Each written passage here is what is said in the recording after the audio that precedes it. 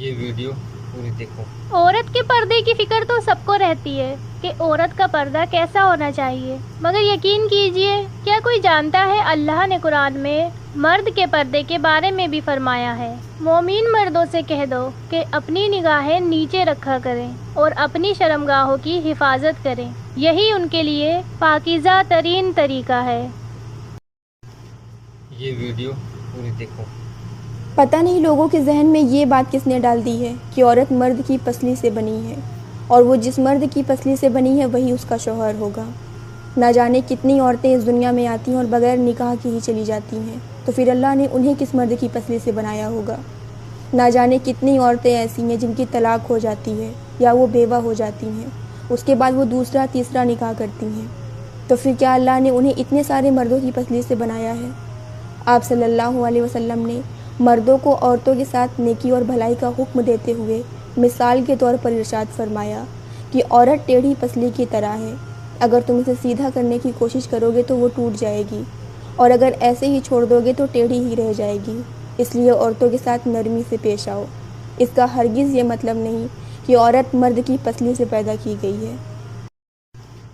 ये वीडियो पूरी देखो। अस्सलाम वालेकुम। क्या आप लोग जानते हैं कि हम में से सबसे बुरा शख्स कौन है? नहीं जानते? आइए मैं बताती हूँ। नबी पाक सल्लल्लाहु अलैहि वसल्लम ने फरमाया कि हम में से सबसे बुरा शख्स वो है जिसकी बदजुबानी की वजह से लोग उससे बात करने से कतराएं और उससे दूर हो जाएं। तो याद रखें, जब भी हम गुस्से में आकर गाली गलौज कर देते हैं, किसी से ऊंची आवाज़ में बात कर लेते हैं, बदतमीज़ी कर देते हैं और किसी का दिल इतना हद तक दुखा देते हैं कि वो आपसे बात करना भी पसंद नहीं करता, तो आप बदजुबानी में आते हैं और आप लोग सबसे बुरे शख्स हैं। तो हमें गाली गलौज नहीं करनी चाहिए, ऊंची आवाज़ में बात नहीं करनी चाहिए, क्योंकि आजकल छोटी छोटी चीज़ों पर ही लोग गालियाँ बक देते हैं, ऊंची आवाज़ में बात करने लग जाते हैं और सामने वाले का दिल दुखा देते हैं। तो हम ये सब करने से बेटर है कि बैठकर पानी पीकर हमारी नबी की सुन्नत पर चलें, क्योंकि हमारे नबी पर इतने जुल्म होते थे लेकिन उन्होंने कभी किसी को उफ़ भी नहीं कहा। इतने जुल्म और सितम होने के बाद भी एक बार तो उनको इतने पत्थर मारे गए थे कि उनके पूरे जूते भी खून से भर गए थे, लेकिन उन्होंने तब भी कुछ नहीं कहा, है ना।